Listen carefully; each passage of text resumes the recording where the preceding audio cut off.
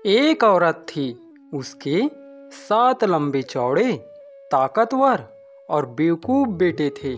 उसके ये सातों बेटे घर में सारा दिन कुछ न कुछ उधम मचाए रखते थे। कोई कुर्सी पर बैठ जाता तो अपने बोझ से कुर्सी ही तोड़ देता। किसी को भूख लगती तो वहां इंजीरा की टोकरी ही खाली कर देता और साथ में वत का बर्तन भी। और जब वे सोते तो सारा घर उनके खर्राटों के शोर से भर जाता। हालांकि वे सब बहुत ताकतवर थे, परंतु उनमें से कोई भी अपनी इच्छा से कोई काम नहीं करना चाहता था, बल्कि जितनी देर वे जागे रहते दूसरों को परेशान करने में ही लगे रहते। और जब सो जाते तो अपने खर्राटों से घर भर में शोर मचाते। एक दिन वहां औरत अपने घर से तंग आ गई। वहां भागकर झील के एक टापू पर बनी सेंट स्टेफन की मोनेस्ट्री की तरफ चली गई। उस मोनेस्ट्री में किसी औरत को घुसने की इजाजत नहीं थी, क्योंकि सैकड़ों सालों से, जब से वहां मोनेस्ट्री बनी थी, तभी से कोई भी औरत उसके अंदर नहीं जा सकती थी। वहां जाकर वहां झील के किनारे घुटनों के बल बैठकर मोनेस्ट्री की तरफ देखकर जोर जोर से कहने लगी, भगवान, आपके देवदूत और सब सेंट मेहरबानी करके मेरी प्रार्थना सुने। मुझे इथियोपिया के सबसे ज्यादा बड़े परेशान करने वाले भूखे और आलसी 7 बेटे मिल चुके हैं। अब की बार मुझे एक बेटी चाहिए। अगर आप सब मुझे बेटी ना दे सके तो मुझे एक बहुत ही छोटा सा बेटा दे। भगवान प्रार्थना तो सबकी सुनते हैं, परंतु पूरी किसी किसी की करते हैं। उन्होंने उस औरत को बेटी तो नहीं दी, परंतु एक बहुत ही छोटा सा बेटा दे दिया। वह बेटा जब पैदा हुआ तो वह आदमी के अंगूठों की लंबाई की आधी लंबाई के बराबर था। उस औरत को अपना छोटा सा बेटा देखकर बहुत ही खुशी हुई और उसने उसका नाम सिंजेरो रख दिया।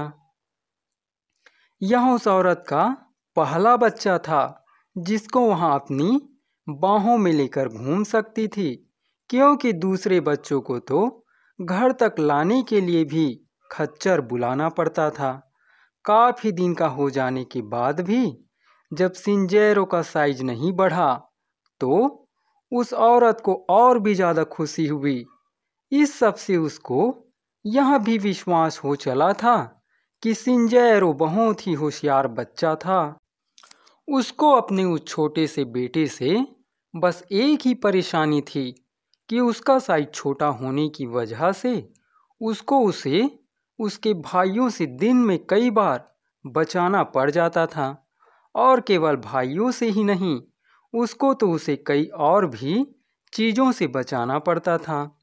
एक बार कमरे का दरवाजा खुला रह गया तो वह अपनी माँ के खर्राटों की हवा से दरवाजे के बाहर उड़कर जा गिरा था और उसको उसे हमेशा ही चूहे, चूजों आदि से तो बचाकर रखना ही पड़ता था।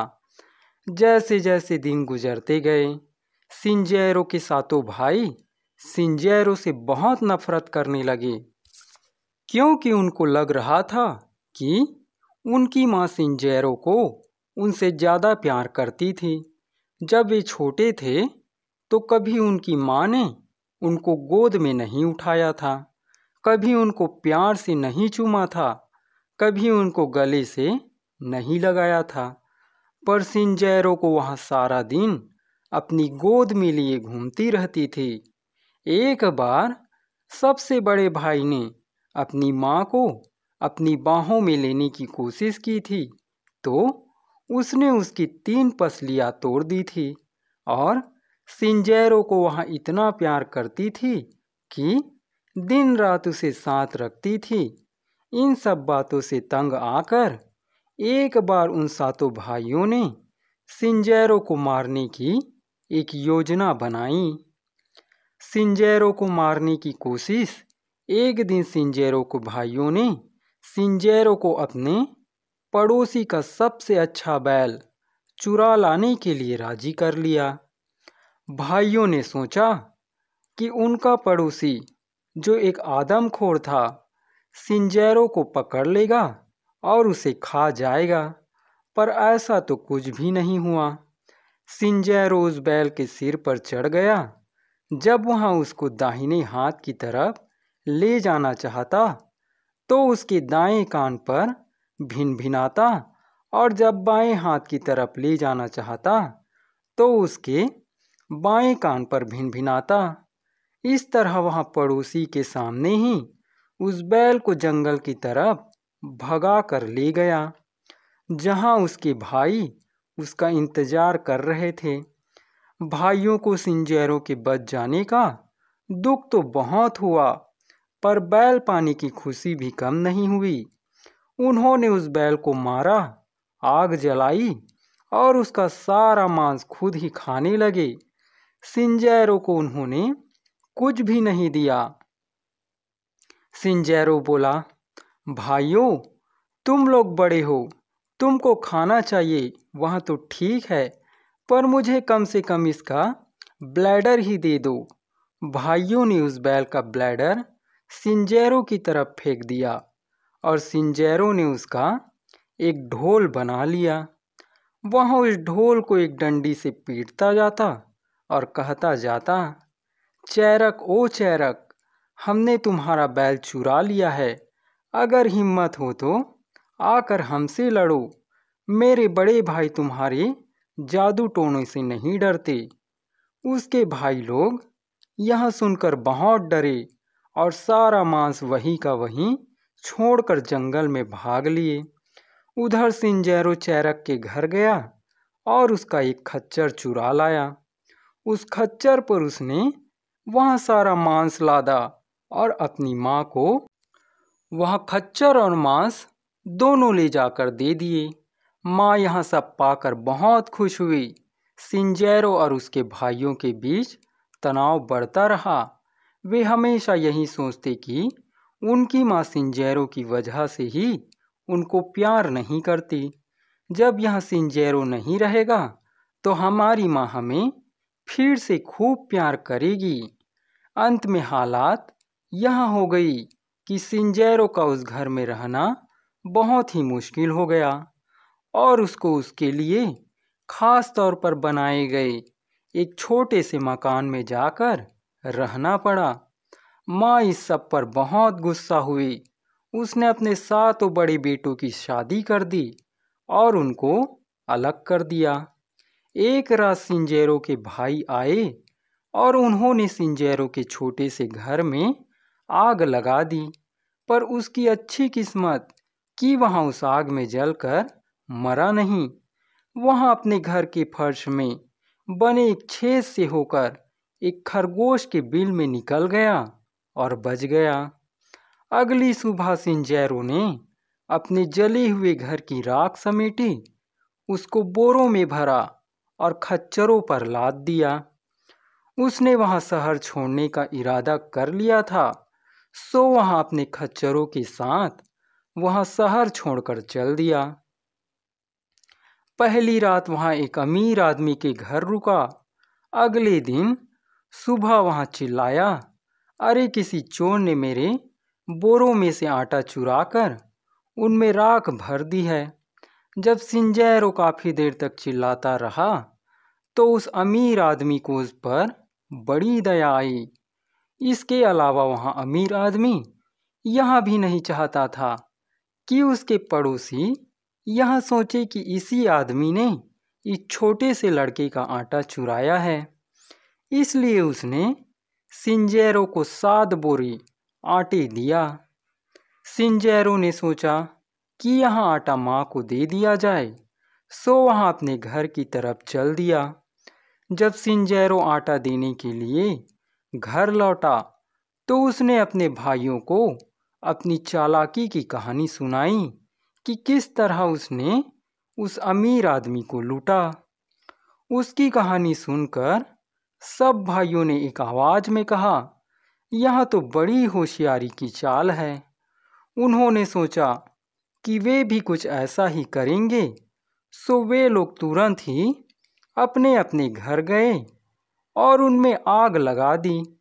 फिर उस राख को बोरों में भरकर खच्चरों पर लाद कर वे भी उसी अमीर आदमी के घर चल दिए जिसके घर में सिंजेरो जाकर रुका था। पहले दिन सबसे बड़ा भाई अपने खच्चरों के साथ उस अमीर आदमी के घर पहुंचा और उसके घर रात बिताई।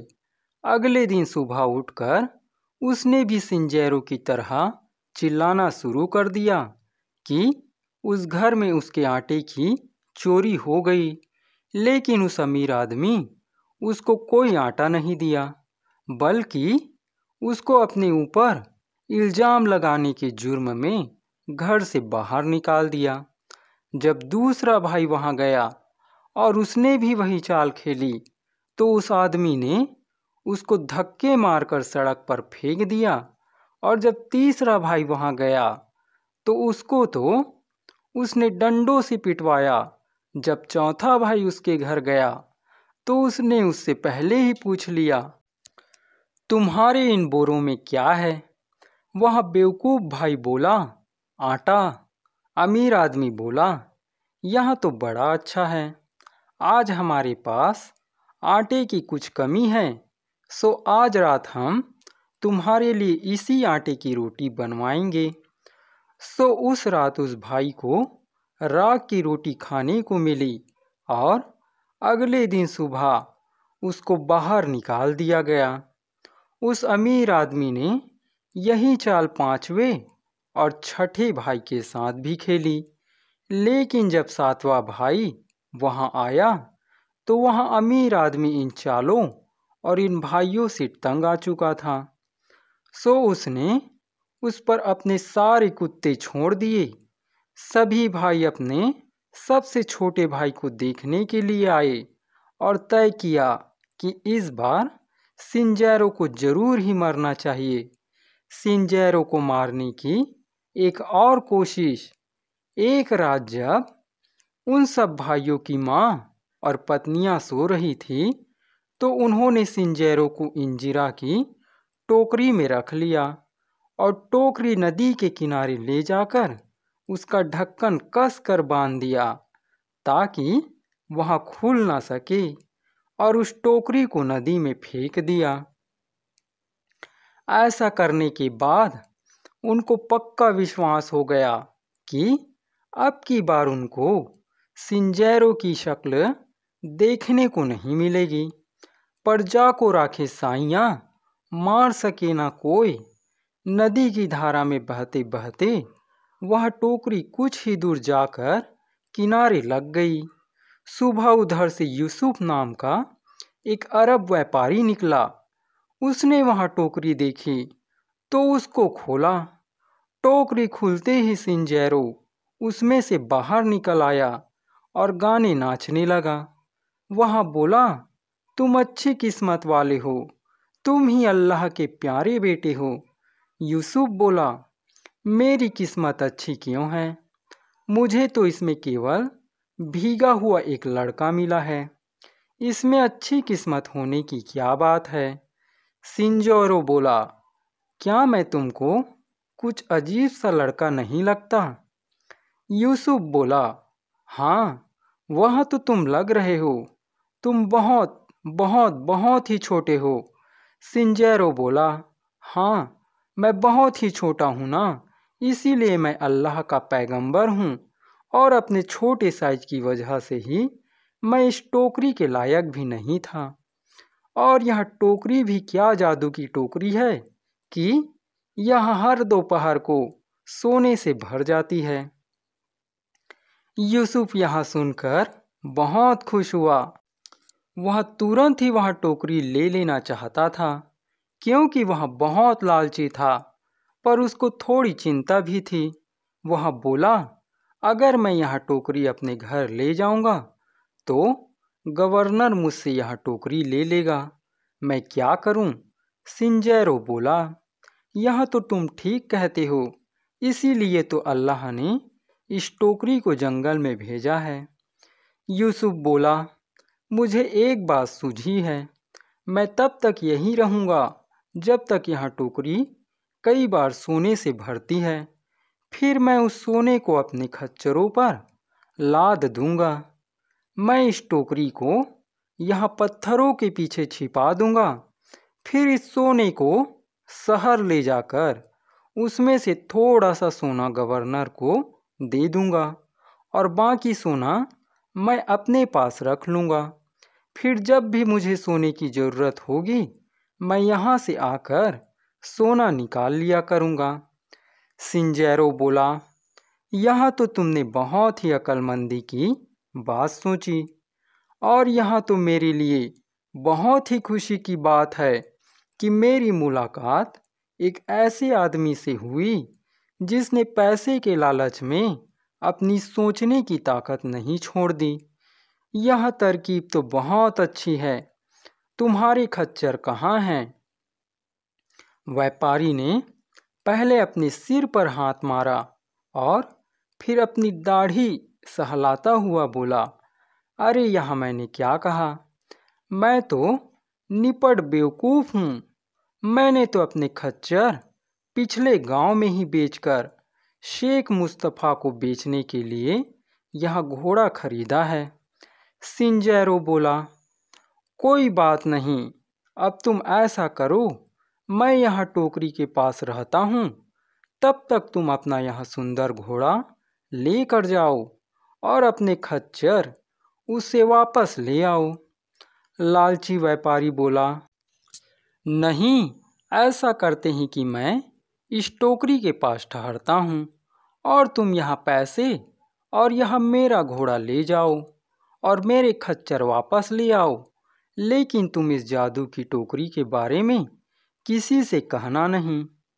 सिंजेरो ने उगते हुए सूरज की कसम खाकर कहा कि वहाँ इस जादू की टोकरी के बारे में किसी को कुछ नहीं बताएगा।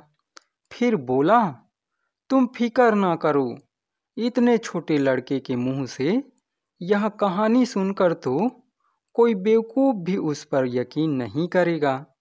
यूसुफ हंसा और बोला, यह तो तुम ठीक कहते हो, कोई भी इस कहानी पर यकीन नहीं करेगा, मगर अब तुम जल्दी चले जाओ। सिंजेरो ने व्यापारी से पैसे लिए और घोड़े की पूंछ से होता हुआ उसकी पीठ पर बैठ गया। फिर व्यापारी से बोला, मैं तुमको एक बात बताना तो भूल ही गया। तुम टोकरी के लिए अभी नए हो, इसलिए इसमें से अगर आज सोना ना निकले तो घबराना नहीं, इंतजार करना। ठीक है, कहकर सिंजेरो व्यापारी को टोकरी के पास बैठा छोड़कर शहर की तरफ चला गया और व्यापारी उस टोकरी को लिए हुए सूरज के बीच आसमान में आने का इंतजार करता रहा। घोड़ा तेज और अच्छा था, सो सिंजेरो जल्दी ही अपने घर पहुंच गया। घोड़ा अपनी माँ को देने के पहले सिंजेरो ने उसे अपने भाइयों को दिखाया। उसने उनको उस पर सवारी भी कराई, लेकिन उसने उनको यह नहीं बताया कि वह घोड़ा उसको कहाँ और कैसे मिला। उसने उनको व्यापारी के दिए हुए पैसे भी दिखाए और कहा कि उस व्यापारी के पास वैसे कई घोड़े थे, उसने उसी के घोड़े को बेचकर ये पैसे कमाए थे। उसने उन पैसों में से कुछ पैसे अपनी माँ को भी दिए। इस पर माँ अपने इतने बड़े बड़े बेटों पर खूब चिल्लाई, तुम लोग इतने बड़े हो गए हो पर तुमने मुझे कभी कोई पैसे या घोड़ा लाकर नहीं दिया, हमेशा मुझे तंग ही करते हो। अगर यहाँ मेरा छोटा वाला ना होता तो हम सब भूखे ही मर जाते। पर माँ की यह बात उसके सातों बेटों में से किसी को भी अच्छी नहीं लगी। उस रात जब सारा घर उन सातों भाइयों के खर्राटों से भर गया, यानी वे सो गए, तो सिंजेरो अपने सबसे बड़े भाई के बिस्तर पर गया और उसके कान में फुसफुसाया, मुझे ये घोड़े उस नदी में मिले थे जहाँ तुमने मुझे फेंका था। वहाँ अभी और भी घोड़े हैं। जब कल सुबह सब सो रहे होंगे तब हम वहाँ चलेंगे। जब मैं सीटी बजाऊं तो तुम नदी पर चलने के लिए तैयार हो जाना। सिंजेरो ने अपने दूसरे भाई से कहा कि घोड़े पहाड़ पर है। तीसरे भाई से कहा कि घोड़े झील में हैं। चौथे भाई से कहा कि घोड़े रेगिस्तान में हैं। पांचवें भाई से कहा कि घोड़े घास के मैदान में हैं। छठे भाई से कहा कि घोड़े जंगल में हैं। और सातवें भाई से कहा कि वे गुफा में हैं। और उन सब से यह भी कहा कि वे सुबह उसकी सीटी की आवाज़ सुनकर उठ जाएं और फिर वे दोनों वहां चलेंगे। उसके बाद फिर सिंजेरो ने उन सब की टांगें उनके पलंगों से बांध दी। सुबह सिंजेरो ने एक सीटी बजाई तो सभी एक साथ उठ गए और 7 अलग अलग दिशाओं में भागने की कोशिश करने लगे। परंतु टांगे बंधी होने की वजह से कोई भी अपने बिस्तर से ही नहीं उठ सका और वे आपस में ही एक दूसरे को पीट पीट कर बेहोश हो गए। सिंजेरो अपनी माँ से बोला, माँ, मैं और घोड़े लाने के लिए जाता हूँ। माँ ने पूछा, बेटा वे तुम्हें कहाँ मिलेंगे? सिंजेरो बोला, जहाँ भी बेवकूफ़ लोग उन पर सवारी कर रहे होंगे।